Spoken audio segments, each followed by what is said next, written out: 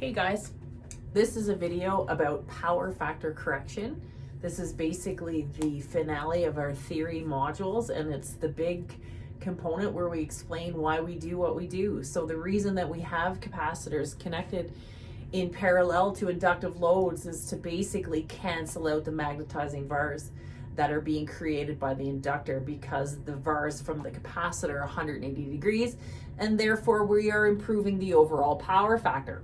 So what are some of the advantages of having an improved power factor? Well, if you don't have a power factor of 0.9 or greater, utility services can actually fine industry or larger commercial building sites for having a power factor that is less efficient.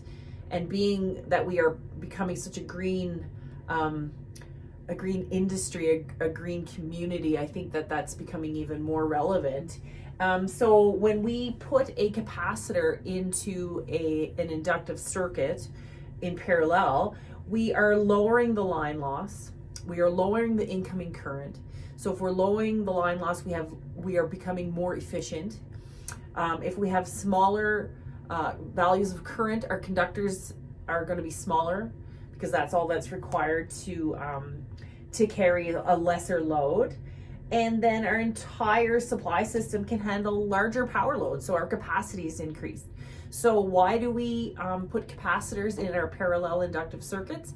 To improve the line loss, to lower the incoming line current, and to offer up a larger capacity for our power loads. Okay, so here I have a motor load, an inductor that's in parallel with a capacitor. So basically I want to figure out what the power factor of the motor is, and then show how adding a capacitor is going to improve the overall power factor of the circuit, and then also showing that the current is decreased as well.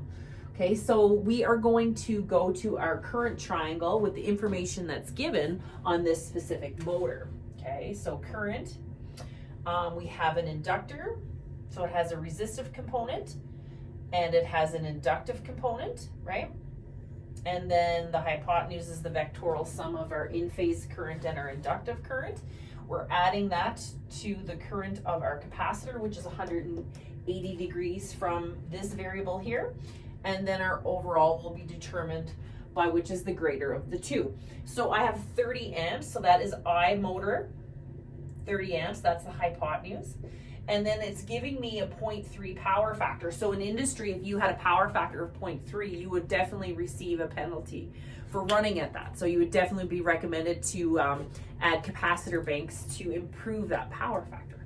So if I have 30 amps running through the motor at a 0.3 power factor, we should be able to figure out the other two sides of our triangle. So if I go 30 amps times 0.3, that will give me my IR of the motor. Okay, so 30 times 0.3 is 9. So I have 9 amps flowing through the resistive portion of the motor, and then if I Pythag, that will give me my IXL. So that is the current through the inductive portion. So 30 squared minus 9 squared equals 28.62 amps. Okay, so right now, without the capacitor, this current, this motor is drawing 30 amps at a 0.3 power factor. 240 volt is the constant, still just a parallel RLC circuit. So now I'm adding this 10 amp capacitor to improve the power factor and to also lower the incoming line current. Okay, so without the capacitor, we have a 30 amp current. So we have 10 amps here. Okay, so our 9 amps gets transferred over. That's the 9 amps that's doing the work. That's the resistive portion. Okay, so this is IR motor, 9 amps. And then our IXT is the resultant. Actually, it is drawn down. Yes, sorry about that. Okay, so IR motor, 9 amps, My IXT is the difference between 10 and 28.62. I'm drawing it down because it's parallel, and I'm drawing it down because the conductor, or the current in the inductor, is greater than the current in the capacitor, and my IXT is the difference between the two because they're 180 degrees apart, right?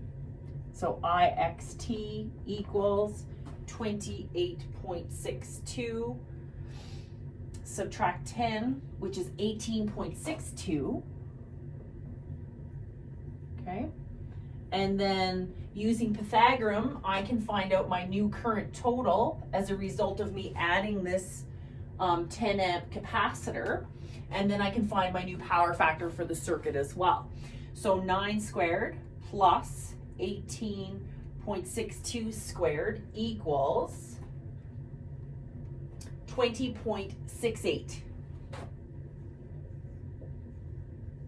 So you can see, by me adding this capacitor in parallel, I've taken almost 10 amps off my incoming current, right? So let's look at our power factor. So power factor is always going to be your adjacent over your hypotenuse. So 9 divided by 20.68 gives me a power factor of 0.435. Okay? So the closer you can get to unity, which is your IXC and your IXL being equal to each other, the closer you can get to resonance, the better.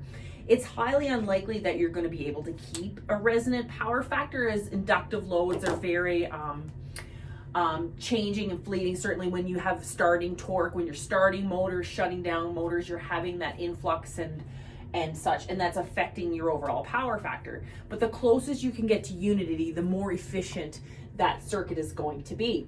So that's how I would add this 10 amp capacitor to this particular circuit to lower the incoming current and to improve the power factor. Let's say, for example, I have this motor, okay, and I want to get a power factor of 0.9. What size current would be required for this specific capacitor? So let's kind of rework this problem to get an improved power factor, okay? So that was with a current given for the capacitor, okay? I'm keeping the motor completely as it is.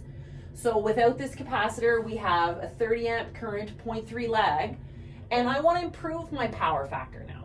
I want to improve it to 0.9 because that is the value before penalty. So let's improve our power factor to 0.9 here. What size capacitor would be required for us to do that? So again, nothing changes within the motor, okay?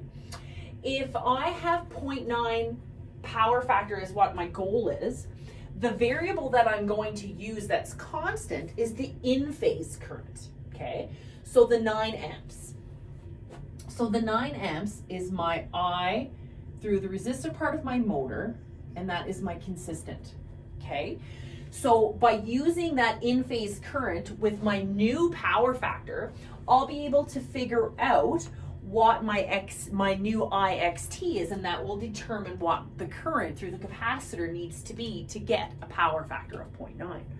All right, so if I have 9 amps and I want to find my I total for the circuit with a power factor of 9, I would just divide. So it would be 9 divided by 0.9, and that gives me 10 amps. Okay, and to find my IXT, I would just use my Pythagorean. So 10 squared minus 9 squared equals 1.11 amps. IXT, okay? So we have our XT. We know it's still lagging because we're only improving to a 0.9, okay? We're not going to a full unity or overcorrecting, right? So if I want to figure out now what my IXC is, what would I do? So I'm still lagging, so that means the current in the inductor or the inductive portion of my motor load is still greater, okay? So what I'm going to do is I'm going to subtract my IXT from my IXC, or sorry, my IXT from my IXL, and that will give me my IXC. So this subtracted this will give me this, because this is lagging. I've improved it from a 0.43 to a 0.9 power factor to avoid penalty, right? So I would just go 28.62 subtract 1.11, and that gives me a current of 27.51 amps. So if once you get a handle on your parallel RLC, power factor is no big problem, but it's very logical about why we're doing the things that we're doing and why we're learning the things that we're doing. It's improving our distribution current, our line loss, our production, and our capacities. Thank you.